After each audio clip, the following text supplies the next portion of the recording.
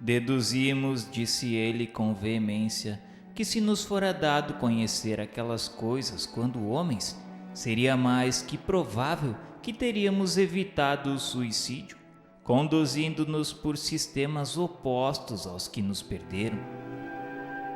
E quanto ao que a ele particularmente concernia, entendia que seria forte para as consequências, que teria que arrostar destino em fora, até cobrir os déficits que lhe enxovalhavam a consciência. Conquanto sofresse, sentia-se agora Belarmino um outro homem, ou seja, um outro espírito. Acenderam-se em seu ser fachos de esperanças inapagáveis que lhe fortaleciam e reanimavam poderosamente, induzindo-o a partir em busca do futuro, seja qual fosse. Saber que existia e era eterno o animava. Saber que nenhum dos seus afetos mais santos, de suas aspirações, bem como de seus ideais, assim como dos esforços empregados para o enriquecimento de seus cabedais intelectuais e morais, se perderiam jamais, triturados nas crenas execráveis da morte por ele julgada outrora, o ponto final de tudo quanto existia o felicitava. Estava certo de que a eternidade era sua como a nossa herança, a qual todos temos direitos pela filiação divina. Estava capacitado, portanto, de que deveria alcançar a sucessão dos Evos, progredindo incessantemente, enriquecendo as faculdades com atributos que o levariam a atingir honrosamente planos magníficos da espiritualidade com a conquista de si mesmo para a realização do ideal divino. Era para ele felicidade arrebatadora tudo isso, que o faria a não medir esforços para resgatar o seu passado delituoso e se ocuparia somente com todas as suas forças para a conquista deste futuro, ainda que tivesse que galgar calvários dolorosos e excruciantes. Belarmino fez uma breve pausa. Estávamos todos comovidos com aquela explanação. E depois de um silêncio, continuou explicando que jamais, como homem, concebeu possibilidade de se tornar herói de tão sublime epopeia. Estava disposto a lutar e a sofrer para aprender e realizar para vencer. No entanto, sabia ele de que horas amargas sacudiriam as potências de sua alma nos séculos que se seguiriam às suas novas experiências regeneradoras. Aquilo para ele não importava. Estava convencido de que um Deus Todo-Poderoso que lhe havia destinado a eternidade seria para a realização de um ideal sublime cuja verdadeira perfeição escapava às suas concepções ainda bizonhas de precito de uma colônia correcional. Não era para errar e sofrer sempre, não. Porquanto o Criador onipotente não se limitaria a deixar à sua descendência tão parcos recursos de ação. E voltando-se para Teócrito com os olhos rasos d'água, confessou que sentia-se ainda inferiorizado. Não havia ainda sequer se despojado dos bacilos que lhe corroeram a sua última organização animal, por ele destruída antes que o vírus da tuberculose terrível a apodrecesse de vez, enervado que ficou ao vê-la nauseabunda e detestável. Sabia Belarmino que teria que voltar à terra muito em breve, pobre, órfão, tuberculoso ainda, tolhido por decepções diárias, precito a quem não acalentaria o calor de uma só ilusão. Seria isto? Estava convencido, mas estava também disposto a tudo levar de vencida. Ele confessou que regozijava-se até com a severidade da justiça soberana, porque a lógica irrefragável que a proclama revela também oriunda de uma sabedoria que impõe com a força do direito. Por isso ele se curvava resignado e respeitoso.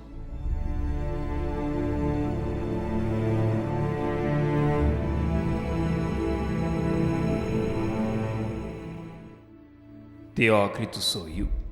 Passou complacentemente a destra sobre o ombro do interlocutor e observou paternalmente que ele tinha o verbo inflamado e luzido. E enquanto falava, ele, Teócrito, começou a pensar em como seriam belos os discursos que ele proferia nas aulas clássicas de dialética. Fez votos sinceros para que perseverasse em tão formosas quanto edificantes resoluções, pois que assim sendo, os caminhos do progresso que seria compelido a realizar seriam aplainados e fáceis de vencer.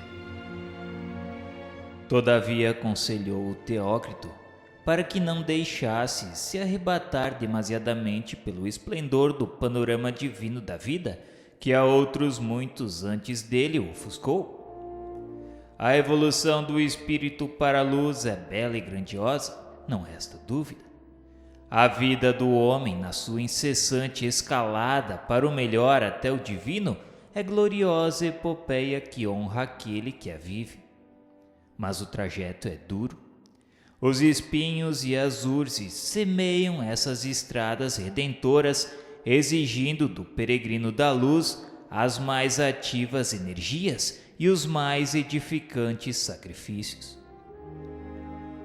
Reconhecia-o sincero, idealista, animado, de dignificante boa vontade, e isso muito o satisfazia.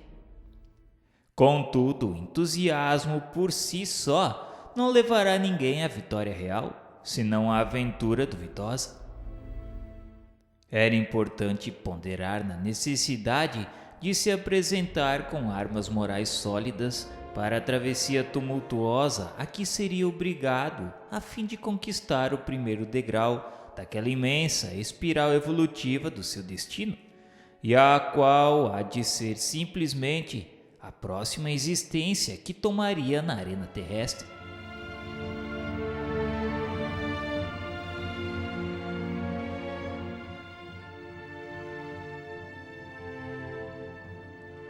Belarmino veio de uma encarnação em que foi o primogênito de família conceituada, no seio da qual não lhe faltou atenções e respeito.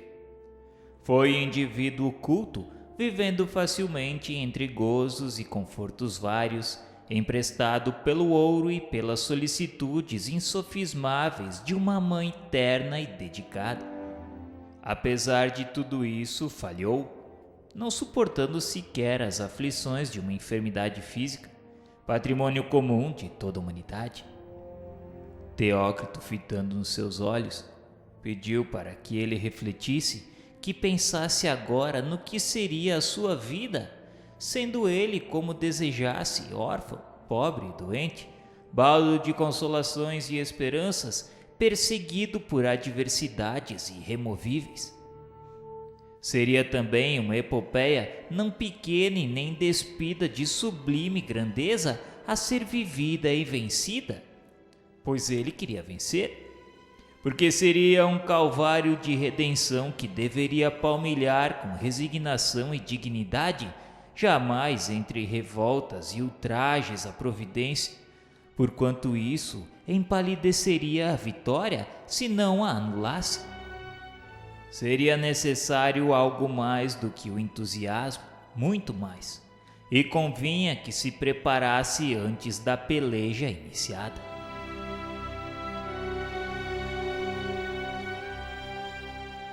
Nesse instante, Mário Sobral aproximou-se intranquilo como sempre, pediu a atenção de irmão Teócrito e começou pedindo para que lhe fosse informado de quem era o responsável direto por ele ali na colônia correcional.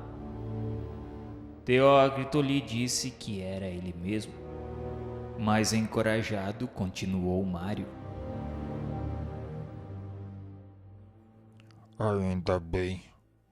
Espero assim encontrar facilidades para os projetos que me empolgam, Senhor irmão, por quem sois? Apiedai-vos de mim, não posso mais. Providenciai meu retorno à sociedade terrena. Quero ser homem outra vez. Quero desafrontar-me dos ultrajes por mim mesmo levados a efeito no seio da minha família. A minha mãe, Deus do céu, a quem cobri de desgostos desde o berço até o túmulo. A minha esposa, a quem atraiçoei e abandonei as vicissitudes diárias. A meus filhos, os quais rejeitei e esqueci, e a Eulina. Quero forrar-me da obsessão exercida em minhas recordações pelo remorso do crime cometido contra aquela pobre mulher. Preciso esquecer, irmão Teócrito. Acima de tudo, esquecer, a fim de lograr trégua, serenidade para desenvolver ações apaziguadoras capazes de amansarem as angústias que me aferventam a consciência. Tudo quero tentar, a fim de que eu também progrida, já que a lei é progresso incessante para toda a criação, conforme as instruções que aqui recebemos. Quero espiar e reparar. A imagem humilhada e frágil de Eulina, indefesa sob minha brutalidade, batendo-se na agonia malvada do estrangulamento entre minhas mãos, absorve minhas faculdades, anulando ensejos para quaisquer outras ponderações, obsidiando minhas ideias, enlouquecendo as fibras mais íntimas do meu ser. E eu preciso afastar da mente esse quadro satânico a fim de poder sentir o perdão do céu orvalhar de esperanças a minha consciência inconsolável. Quero sofrer, irmão Teócrito. A trágica tormenta do Vale Sinistro não bastou. Não foi por Eulina que ali me debati, mas por mim mesmo, seguindo os escalões dissonantes do meu ato de suicídio. Prometi de joelhos à sombra dolorosa de Eulina agonizante ser outra vez homem, arrastar uma existência do berço à velhice e ao túmulo, destituído das mãos que a estrangularam. Eu mesmo me darei tal punição, como testemunho do meu sincero arrependimento. Não é o Senhor Deus que me impõe, não é a lei que me exige, sou eu que voluntariamente suplico ao Pai Todo-Poderoso misericórdia que me conceda como supremo reconforto a minha desventura de transfuga da sua lei de amor ao próximo, como supremo ensejo de reabilitação em meu próprio conceito, já que a morte é quimera a iludir os incautos que se arrojam pelas brenhas do suicídio. Sim, passarei sem as mãos que me serviram para assassinar uma pobre mulher indefesa, que se volte contra mim o crime cometido contra Eulina, e que eu me veja tão indefeso, destituído das mãos, como Eulina destituída de força naquela noite abominável, acometida de surpresa ante minha ferocidade. Creio, irmão Teócrito, que somente assim obterei alívio para depois encarar de frente os demais débitos a serem saldados com a ajuda paternal de meu Deus e meu Criador.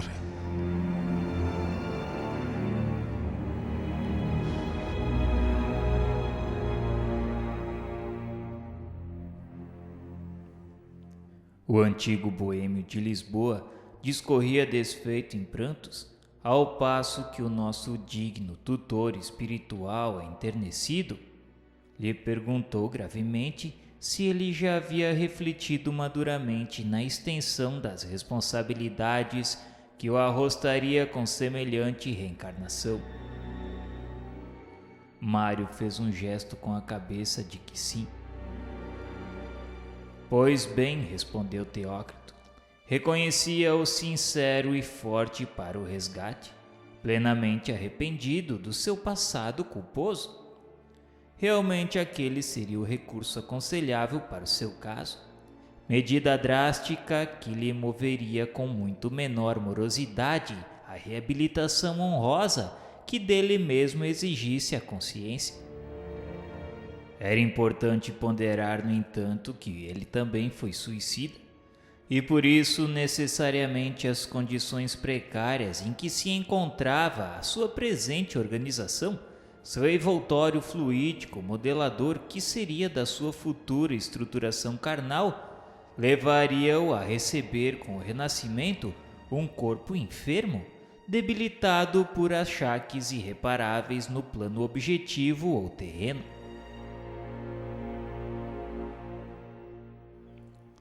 Eu desejo, irmão Teócrito, tudo ser-me-á preferível ao suplício deste remorso que me mantém agrilhoado ao inferno que se alastrou por minha alma.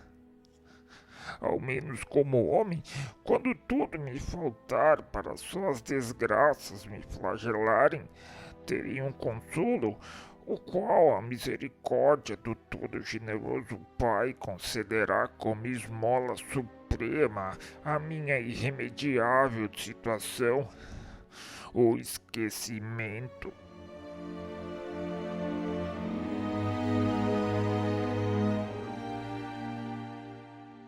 Conduído, o belo iniciado prometeu interessar-se imediatamente pela sua pretensão, acrescentando paternalmente que no momento que se concluíssem as instruções para as novas lutas, ele próprio, Teócrito, sentaria ao seu lado no seu departamento, a fim de estabelecer entendimentos para os preparativos de tão melindrosas realizações.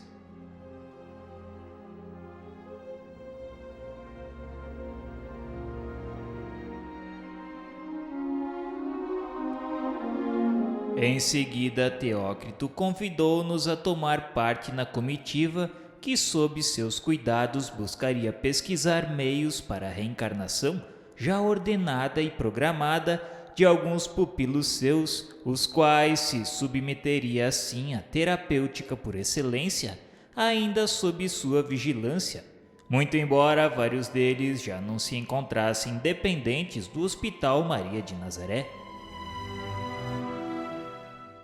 Iríamos, no entanto, como simples observadores, visto nossas condições não permitirem colaboração de qualquer natureza.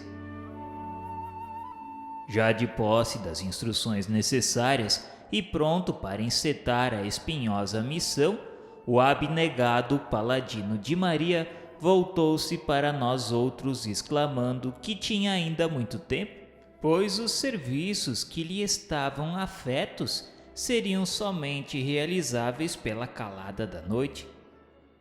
Poderíamos então descansar um pouco até que ele nos mandasse buscar, a fim de seguirmos para o local indicado, uma vez que só pela alta madrugada estaríamos de volta. Roberto e Carlos de Canalejas aproximavam-se no intuito de reconduzir-nos ao pavilhão onde residíamos. Rosália despedira-se, prometendo reencontrar-nos no mesmo local já no dia imediato para o prosseguimento das recomendações do nosso muito querido tutor, irmão Teócrito. Esperamos um momento propício com emoção. E foi com essa emoção que, cerca de 0 hora, deixamos o pavilhão indiano atendendo ao chamamento do nosso paternal amigo por intermédio dos 2 Canalejas. Até então não saíramos jamais à noite.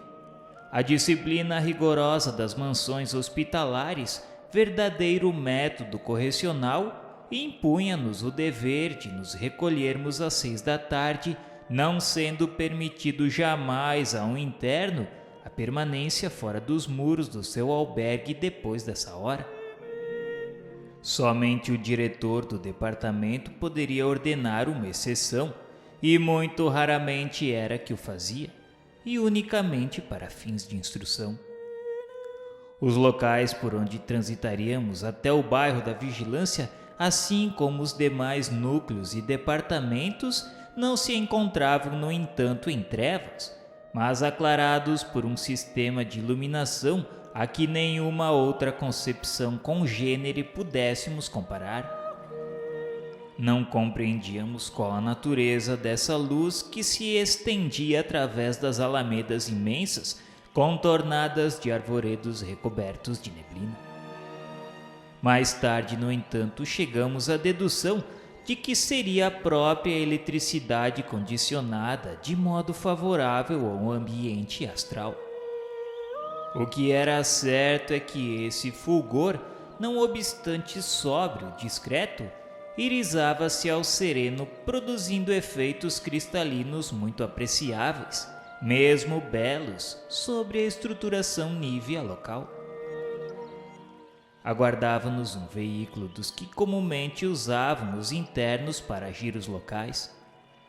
Ao chegarmos, todavia, à sede da vigilância, vimos que enorme caravana se dispunha a partir, enquanto milicianos e lanceiros a integravam, zelando pela tranquilidade geral. Durante algum tempo sentimos-los deslizar suavemente, sem que adviesse qualquer incômodo.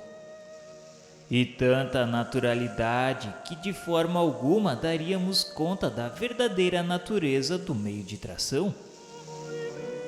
Subitamente estacou o veículo, enquanto, atencioso, um vigilante nos convidava a descer, o que fizemos curiosos e satisfeitos. Encontrávamo-nos em vasto pátio cercado de possantes muralhas, o qual, apesar do adiantado da hora, apresentava grande movimentação de transeuntes desencarnados e até de encarnados, conquanto se apresentassem estes apenas com suas configurações astrais, enquanto os corpos materiais jaziam descansados em seus leitos entregues ao sono reparador. Ao fundo, o edifício, imenso, fartamente iluminado, todo branco e lucilante à claridade de possante lampadário, afigurou-se-nos hotel ou repartição pública destinada a expedientes noturnos.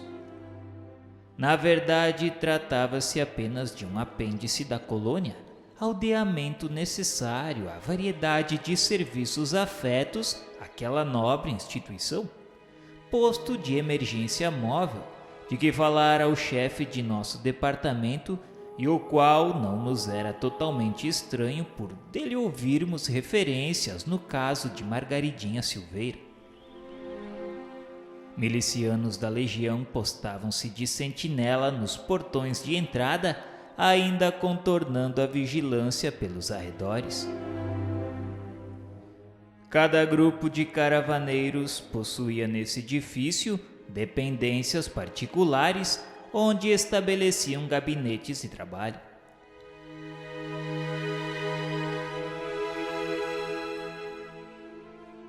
Em chegando ao local reservado a Teócrito, observamos resumirem-se tais dependências em um gabinete de trabalho com aparelhamentos variados, já conhecidos da colônia, e um pauratório secreto. Teócrito reuniu Romeu e Alceste, e enquanto nos fazia sentar nas confortáveis poltronas que guarneciam a antecâmara, entregou-lhes 2 endereços diferentes, explicando que há cerca de 2 horas, aquelas damas cujo endereço era-lhes confiados, conciliaram o sono reparador.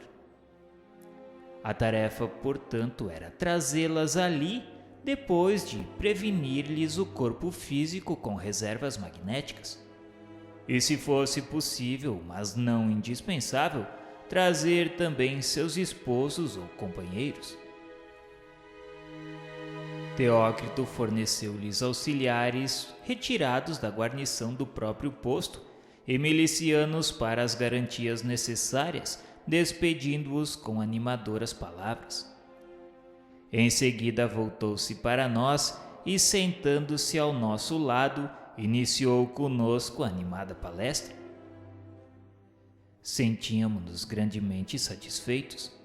A presença dessa atraente personagem, cujas atitudes democráticas tanto nos desvaneciam, infundia em nosso imo tão suaves e benévolas impressões que nos confessávamos revivecidos e encantados.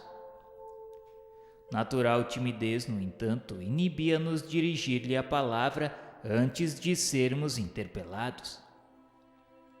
Ele, porém, lendo em nossos pensamentos as ânsias que flutuavam, não se fez esperar, vindo ao nosso encontro com esclarecimentos utilíssimos, bondoso e sorridente. Bem sabia ele as interrogações que desde aquela tarde excitavam a nossa curiosidade. Esclareceu que via irradiar de nossas cogitações o desejo nobre de aprender.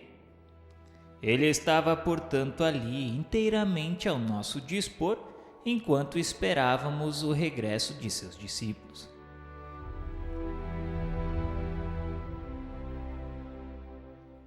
Foi Mário, como sempre, que se atreveu, pois, como sabemos, agitava-se todas as vezes que ouvia referências à terra e aos renascimentos em seus proscênios. Perguntou qual era a tarefa de seus discípulos que haviam partido para a terra. Teócrito havia nos levado até ali justamente para nos propiciar algumas observações em torno de seus trabalhos de pesquisas.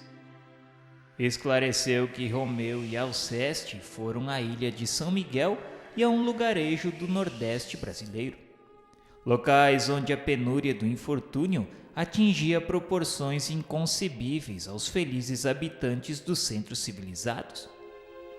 Eles estavam à procura de duas irmãs nossas, cujos nomes estavam registrados naqueles arquivos como grandes delinquentes do pretérito, as quais no momento procuravam erguer-se moralmente através de existência de severos testemunhos de arrependimento, resignação, humildade e paciência. A tarefa, portanto, era que os seus discípulos atraíssem seus espíritos para ali, uma vez que seus envoltórios materiais estavam mergulhados em sono profundo e reparador, graças ao adiantado da hora. Ali entrariam em entendimentos sobre a possibilidade de se tornarem mães de dois pobres internos do manicômio, cujo único recurso a tentar no momento, a fim de se aliviarem, seria a reencarnação em círculo familiar obscuro e sofredor, pois só ali conseguiriam libertar-se das deprimentes sombras de que se contaminaram. Belarmino questionou que, pelo que vinha observando, aqueles infelizes renasceriam em condições assaz embaraçosas. Teócrito respondeu que realmente encontrariam-se em situações tão desfavoráveis que antes das experiências mesmas que deveriam repetir, uma vez que a elas se furtaram com o suicídio consciente e perfeitamente responsável, só poderiam animar envoltório carnal enfermício, meio deturpado, onde se sentiriam tolhidos e insatisfeitos através da existência toda.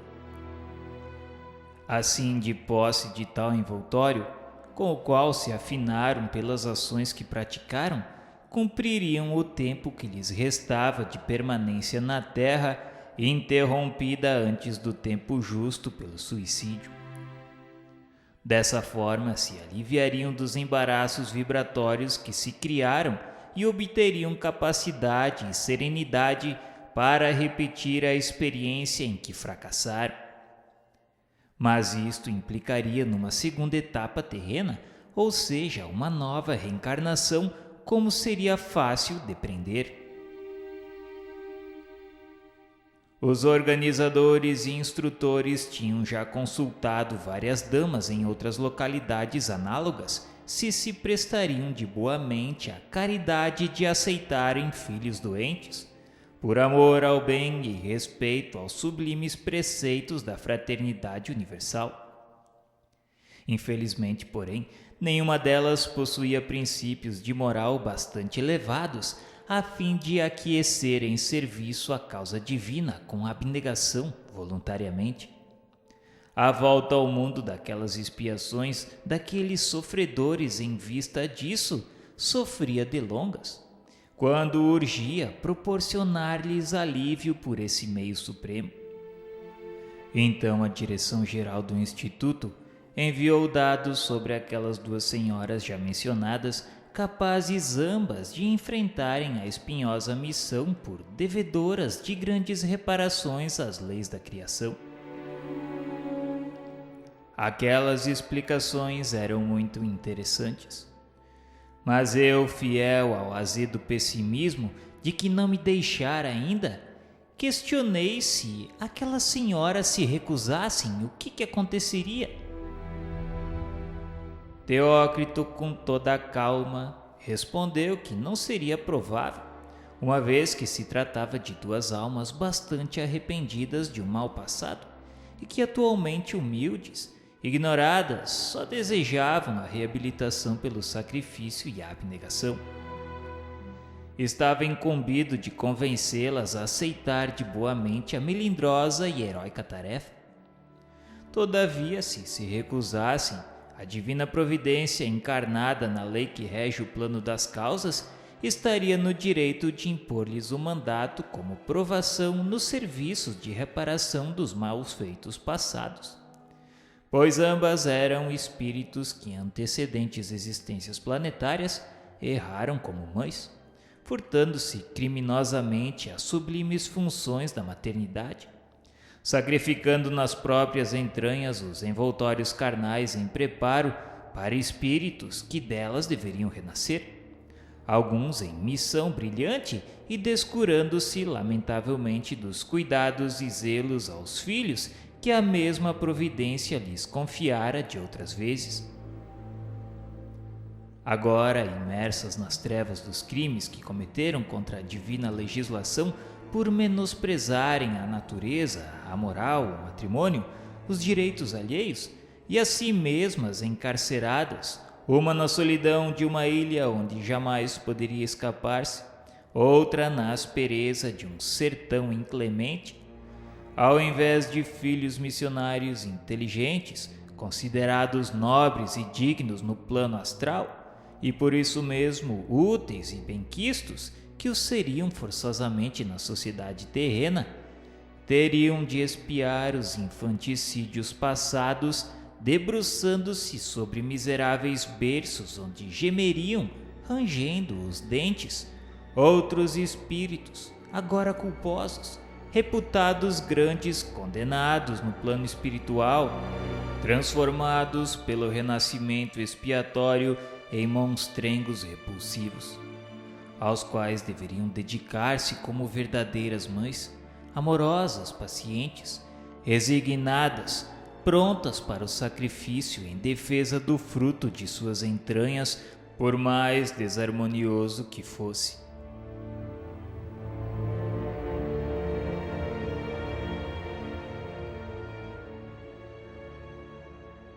Após penoso silêncio em que todos nós, raciocinando angustiosamente, nos perdíamos em conjecturas confusas, adveio ainda Belarmino, justificando o antigo renome de professor de dialética.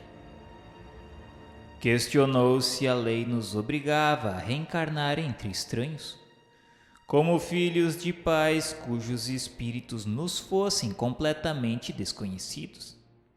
Segundo ele, semelhante corretivo seria sumamente doloroso. Teócrito, com toda a sua calma e brandura, nos esclareceu